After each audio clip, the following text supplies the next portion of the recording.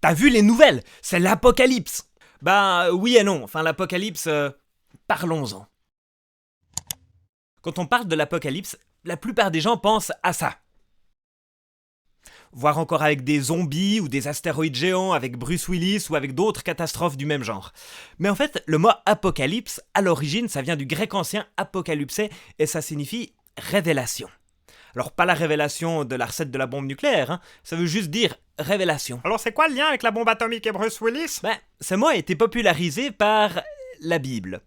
Alors, avant de dire si ce qu'on vit aujourd'hui c'est l'apocalypse ou pas, il faut mettre un petit peu de contexte pour comprendre ce que c'est l'apocalypse.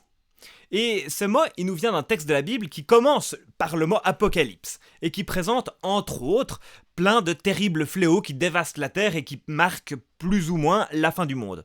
Du coup, bon, c'est un peu facile. Dans le langage populaire, ce mot c'est devenu un mot qui désigne toutes sortes de fins du monde qu'on peut imaginer.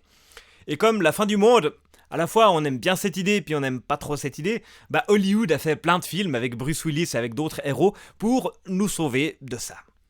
Bon, alors il faut bien l'avouer, le texte de l'Apocalypse dans la Bible, c'est un texte assez déroutant. Il présente des trucs vraiment exotiques, par exemple il y a ce dragon avec 7 têtes et 10 cornes, et il y a aussi une bataille dans la plaine de l'Armageddon. Alors au passage, si vous cherchez de l'inspiration pour imaginer des monstres, lisez le texte de l'Apocalypse. Alors bon, quand on lit ce texte, il devient très vite clair que c'est rempli de trucs bizarres. Et là, le lecteur, il a le choix entre deux manières de lire ce texte. La première manière, c'est de prendre ça au sens littéral. Ça va se passer exactement comme c'est écrit ici, à la lettre près. Bon, sauf que le problème, c'est qu'à un moment, ça tient plus tellement la route.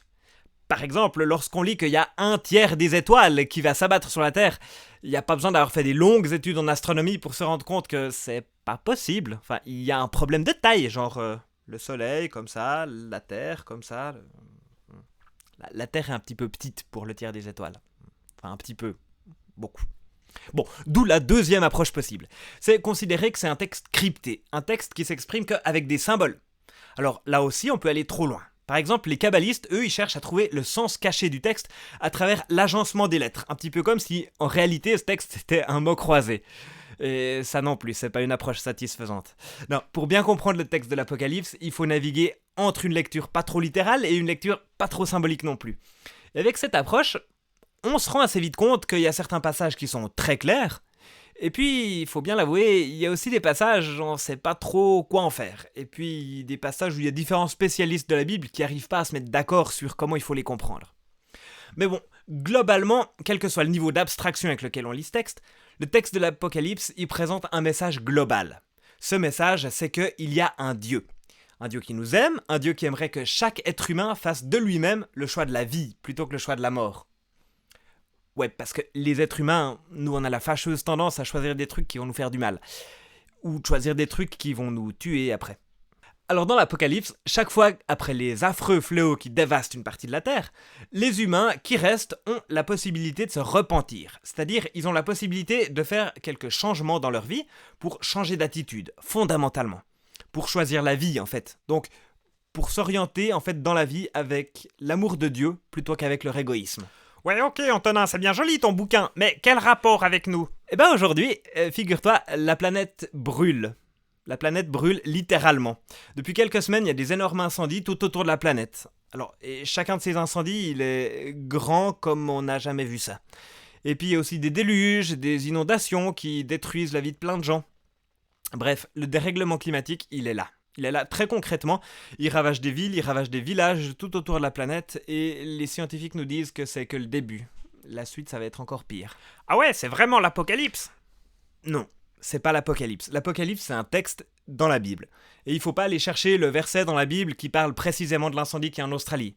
Par contre, oui, il y a un parallèle à faire.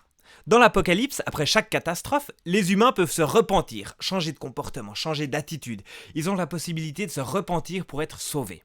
Et il se pourrait bien que nous aussi, face à chaque catastrophe, on soit appelés à nous repentir, c'est-à-dire à changer d'attitude. Alors, changer d'attitude face à la nature, la respecter, l'aimer, déjà rien que parce qu'on en a besoin pour vivre, mais ça suffit pas encore. Il nous faut aussi changer d'attitude face aux autres. Moi, je veux vivre pour moi, ça c'est fini, c'est plus possible. La planète, elle le supporte pas. Il nous faut maintenant aimer les autres. Alors, c'est pas juste être pas trop désagréable avec les autres, c'est vraiment les aimer, réellement. Et ça doit aussi avoir un impact sur la façon dont on vit ensemble, sur la façon dont on fait une société. Parce que, comme pour la nature, on a besoin des autres pour vivre. Et on a besoin des autres aussi pour surmonter la crise climatique, accessoirement. Alors on a le choix entre être égoïste ou bien aimer les autres comme nous-mêmes. Et je vous préviens, il y a seulement la deuxième option qui est durable. Mais encore, ça suffit pas non plus. Il nous faut encore changer d'attitude par rapport à ce qui fonde notre vie. L'argent, la mode, le travail, ça c'est pas des fondements durables. Si je veux que ma planète elle survive, et donc moi aussi pour le coup, j'ai besoin de fonder ma vie sur quelque chose qui est hors de moi-même, hors de mon égoïsme et hors de l'égoïsme des autres. Et pour ça, je peux la fonder que sur Dieu, parce qu'il est extérieur à moi, parce qu'il est intelligent, parce qu'il est fort, parce qu'il m'aime et parce que je peux lui faire confiance.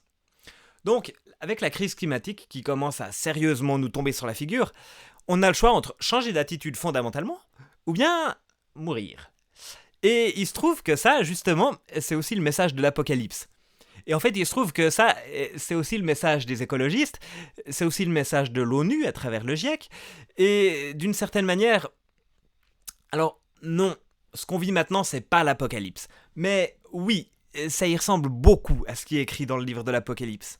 Et en tout cas, c'est une période où je trouve personnellement que le livre de l'Apocalypse, dans la Bible, il devrait nous inspirer beaucoup, quelles que soient nos croyances.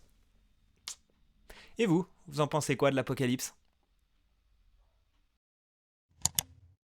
J'espère que cette méditation, elle vous inspire plus qu'elle vous déprime. En tout cas, si ça vous a plu, abonnez-vous, commentez et surtout partagez-la. Et moi, je vous dis à la semaine prochaine, ou à la suivante. On peut pas plutôt envoyer Bruce Willis pour sauver le climat ? Ouais, parce que moi, j'ai pas trop envie d'arrêter de faire mes achats sur Zalando, c'est quand même bien pratique. Ouais, c'est pour ça qu'il nous faut d'abord changer notre cœur, en fait. Mais tarde pas trop à y penser, parce que ça urge.